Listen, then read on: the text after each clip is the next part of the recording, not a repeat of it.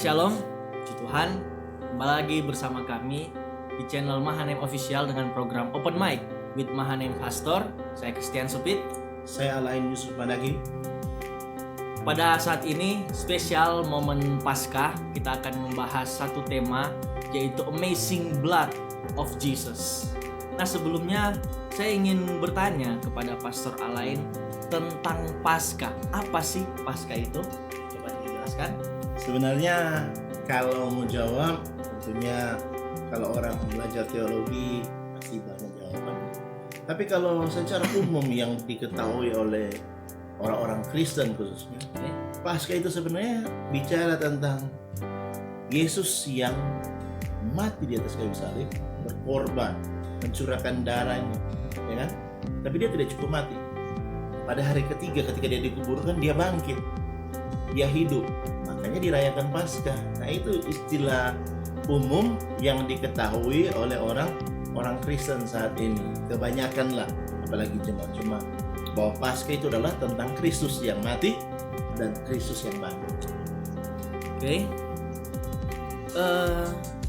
Berarti yang seperti yang semua orang sudah tahu ya, namanya Paskah itu hari Jumat memperingati Yesus mati, dan hari Minggu Jumat Agung, ya kan? ya Jumat Agung, hari Minggu Paskah Yesus bangkit. Nah, tapi mungkin ada orang yang bertanya-tanya, dari mana sejarahnya, kenapa kita harus memperingati Yesus mati dan Yesus bangkit? Apakah ada sejarahnya? Coba mungkin bisa dijelaskan. Kalau seandainya bicara Yesus mati dan bangkit, nggak ada sejarahnya. Jadi itu memang terjadi, Ya. dan Yesus pribadi yang hidup. Berarti kalau hidup berarti bukan sejarah lagi, ya kan? Yang Yesus lakukan. Cuma kalau misalnya kan orang tahu Paskah itu tentang Kristus yang mati dan bangkit. Nah, di Perjanjian Lama juga ada peristiwa Paskah. Oke.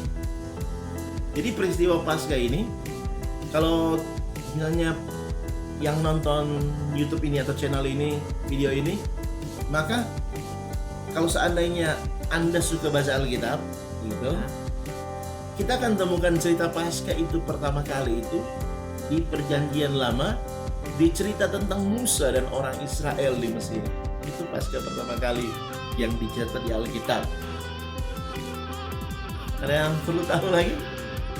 Kalau mungkin bisa diterangkan seperti apa peristiwanya atau latar belakangnya sehingga terjadi peristiwa Paskah Gitu, ini. ya. Ini menarik. Jadi sebenarnya kalau kita suka baca Alkitab, nah kita akan temukan bangsa Israel itu waktu di Mesir. Jadi setelah Yusuf mati, setelah orang-orang yang seangkatan dengan Yusuf yang tahu Yusuf ini pernah jadi hero bagi orang Mesir, Ya. setelah semua mati, muncul kata Alkitab pemimpin yang baru, Firaun yang baru, ya kan? Ya. Nah, Firaun ini yang tidak kenal semua hal yang tadi, dia mulai membuat orang Israel ini menderita dengan menjadikan mereka budak di Mesir selama 400 tahun lebih, kurang lebih 400 sampai 430 tahun, kurang lebih seperti itu. Nah, jadi cerita orang Israel diperbudak di Mesir itu, Tuhan ingat ketika mereka berteriak, mengerang. Nah, Tuhan ingat janjinya kepada Abraham. Jadi ketika Tuhan ingat janjinya kepada Abraham, maka Tuhan mengutus Musa waktu itu. Ketika Musa ada di sekitar gunung Allah, ya kan? Singkat ceritanya, saya tidak bahas Musa waktu di Mesir, dia lahir dan sampai besar.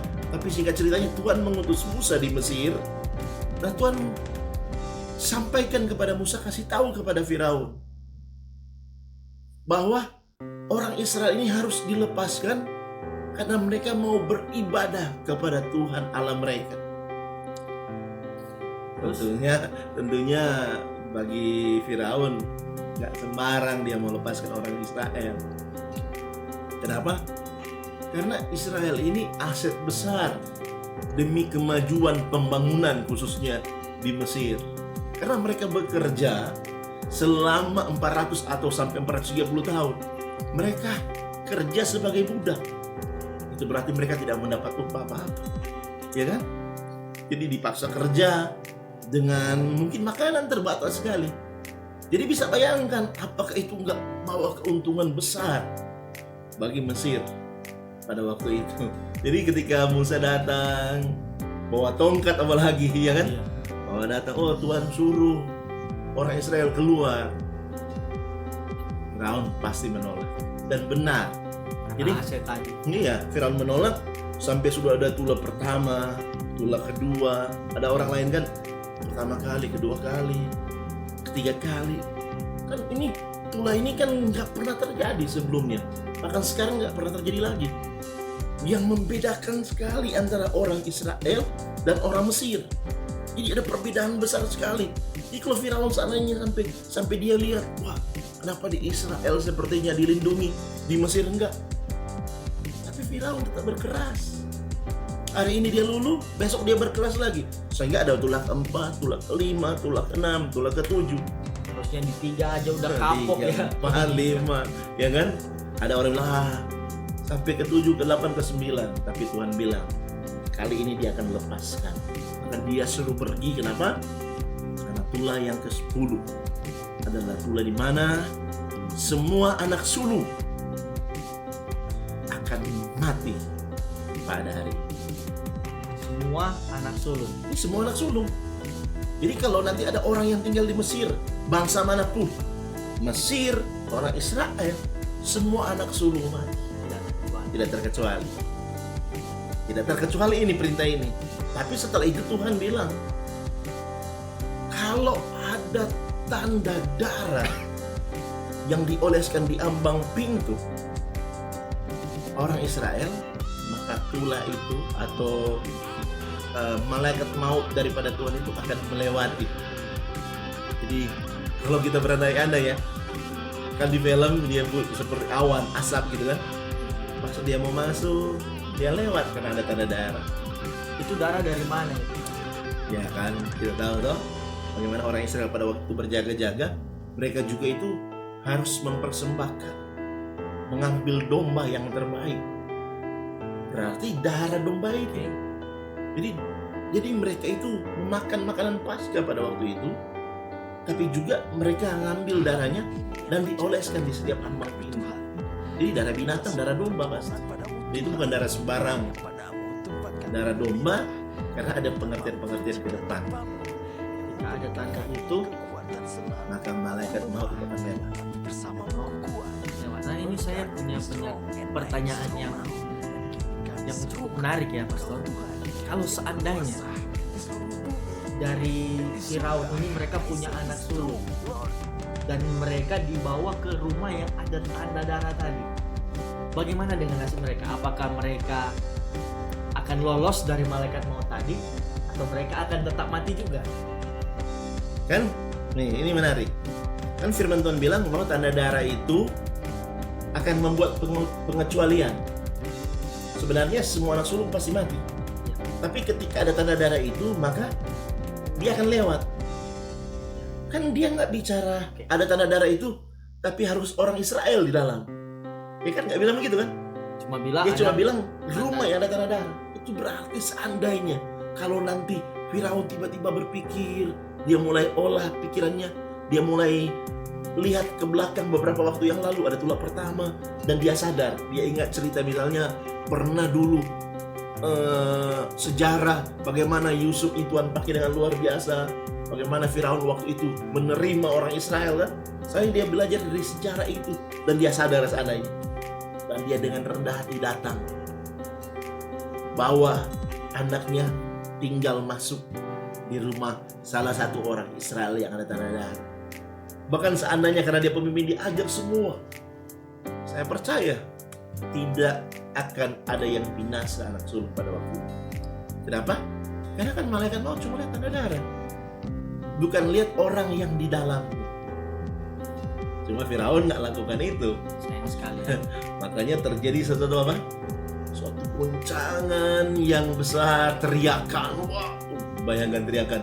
Orang Manado ini bakuku. Satu orang bakuku, waduh. Apalagi sananya setiap rumah berteriak. Ini bukan teriak sukacita, tapi teriak menangis. Karena ada anak-anak sulung yang mati di zona itu. Apa luar biasanya ya, darah binatang. Darah binatang saja bisa melindungi seluar biasa itu. Tapi tahu nggak? Ini sebenarnya gambaran. Sehebat itu peristiwanya, tapi itu hanya sebuah gambaran. Iya, artinya itu memang peristiwa terjadi beneran. Ya memang Bagi luar orang biasa. Israel itu dirayakan dengan luar biasa. Di zaman Hizkia dirayakan. Tapi ketika kita bicara keseluruhan Alkitab, khususnya dalam Perjanjian Baru, Perjanjian Baru justru menggenapi apa yang dilakukan oleh Perjanjian Lama.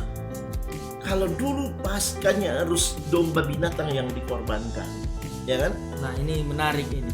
Kalau saja tadi dikatakan gambaran bisa sehebat itu, ini kan berarti gambaran, berarti ada pengertian yang sebenarnya. Nah bagaimana hebat pengertian yang sebenarnya ini? Kan ini gambaran kan? Iya. Nah makanya sedangkan darah domba binatang saja bisa membuat orang Israel terlindungi dari malaikat maut berasal dari itu. Ya. Apalagi darah Kristus. Ketika orang percaya kepada Yesus, dilindungi oleh darahnya. Apalagi darah Kristus. Sedangkan malaikat maut dari Tuhan tidak mampu masuk di rumah orang Israel antara darah binatang, benar? Apalagi darah Kristus. Mana bisa malaikat maut dari neraka bisa masuk atau bisa menerobos yang namanya perlindungan darah anak domba Allah yang luar biasa itu. Itu sebuah gambaran sederhana sebenarnya. Tapi yang menarik, di luar pembahasan Paskah Perjanjian Lama, ada yang menarik apa yang Yesus katakan. Makanya kenapa orang Kristen rayakan, ya kan? Dirayakan seluar biasa mungkin. Jadi dirayakan setiap tahun. Ini bukan sebuah peristiwa biasa. Ini sebuah peristiwa yang sekalipun kita nggak lihat waktu itu, tapi kita tahu pengorbanan Kristus lebih dari apapun. Sampai Paulus bilang, aku orang yang layak dimurkai, kami orang yang layak dimurkai. Siapakah yang dapat membebaskan kami dari tubuh maut ini? Paulus bilang begitu. Tapi Paulus tambah kalimat, syukur kepada Kristus. Jadi cuma karena Kristus.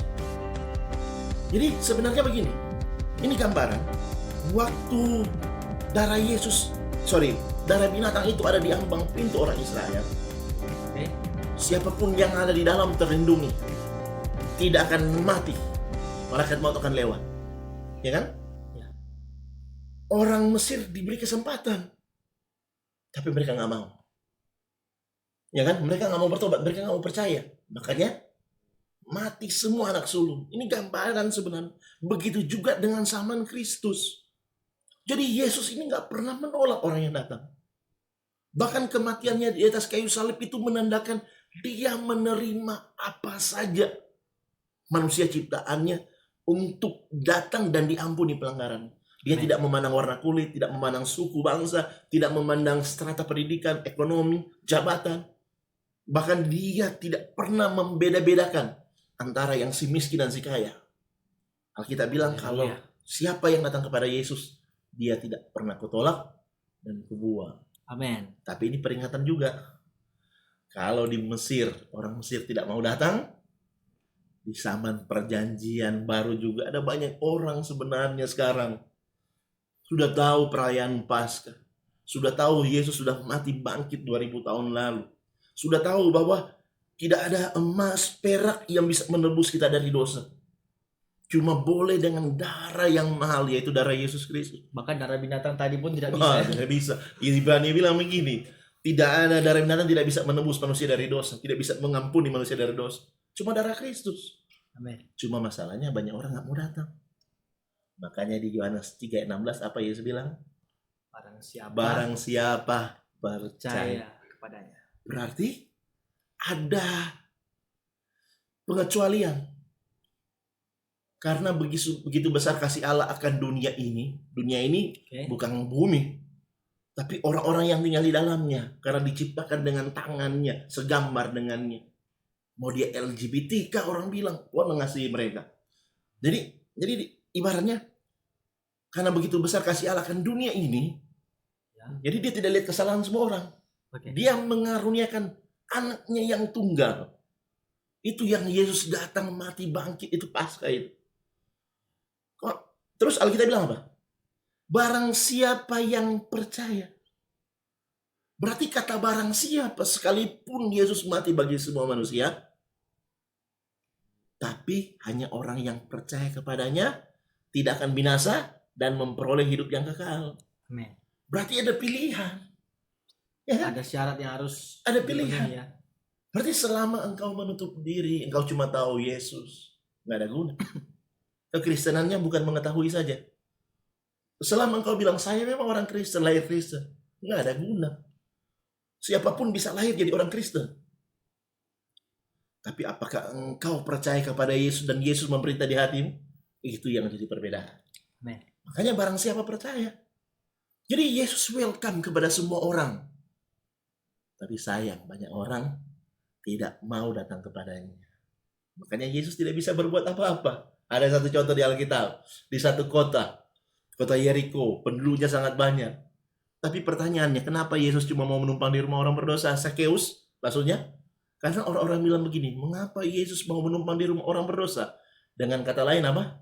Mereka menganggap bahwa mereka tidak berdosa. Nah, Yesus nggak akan pernah bisa berbuat apa-apa kalau seseorang itu menganggap dia tidak berdosa. Karena Yesus akan datang mencari dan menyelamatkan yang terhilang, yang berdosa. Sayang, orang-orang sekarang punya pilihan. Nantilah, gampang lah. Kita percaya Yesus, saya percaya Yesus. Tapi hidupnya nggak diberikan sepenuhnya kepada Yesus. Yesus nggak bisa berbuat apa-apa. Sebab itu, lewat momen Paskah ini, saya mau beritahu kepadamu, Yesus mengasihimu. Amin. Kalau engkau sudah ada di detik ini, menonton program ini, engkau mungkin cuma lihat postingan dari teman, share dari teman, tapi engkau sudah ada di titik ini.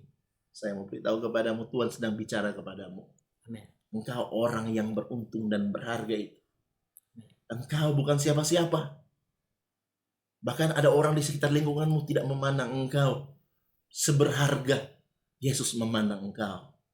Engkau bukan siapa-siapa. Tapi kalau engkau lihat dari firman Allah, engkau berharga. Amin. Karena engkau diciptakan segambar dan serupa dengan Tuhan. Sebab itu lewat momen Paskah ini, saya mau mengajak engkau, percayalah kepada Yesus. Jadikan Yesus sebagai Tuhanmu dan hiduplah baginya di sisa hidupmu. Untuk mengikutinya hari demi hari seumur hidupmu. Sampai engkau mengakhiri pertandingan iman di perlombaan iman yang benar. Kalaupun belum sampai di situ, Tuhan datang. Engkau bersama-sama dengan Tuhan dalam kerajaan Allah. Amin. Oke, kita sudah pada bagian akhir dari segmen pada kali ini. Kita akan berdoa. Saya percaya, kami semua percaya firman Tuhan hari ini memberkati kita semua, siapapun yang mendengarkan, yang menonton tayangan ini. Kita akan berdoa. Bapa, terima kasih buat kebenaran firman-Mu yang sudah Kau ajarkan kepada kami semua dan terlebih kepada setiap yang menonton tayangan ini. Kami semua percaya bahwa kuasa Tuhan pasti menjamah setiap orang yang menonton tayangan ini. Ada orang-orang yang hidupnya jauh dari Tuhan, yang terikat dengan berbagai kehidupan dosa. Tapi darah-Mu menyucikan, darah-Mu mengampuni, darah-Mu menyembuhkan. Sehingga orang-orang yang menonton, setelah mereka menonton tayangan ini, mereka tidak menjadi sama lagi. Sebab ada darah Yesus yang mengubahkan dan menyucikan setiap orang yang menonton. Terima kasih Tuhan. Kami kembalikan pujian, syukur, hormat, pujian hanya bagi-Mu saja. Ini doa kami di dalam nama Tuhan Yesus Kristus. Haleluya. Amin. Tuhan, saya Christian Supit. Saya Alain Yusuma lagi. Tuhan Yesus memberkati kita semua. Salam Anaim. God bless you.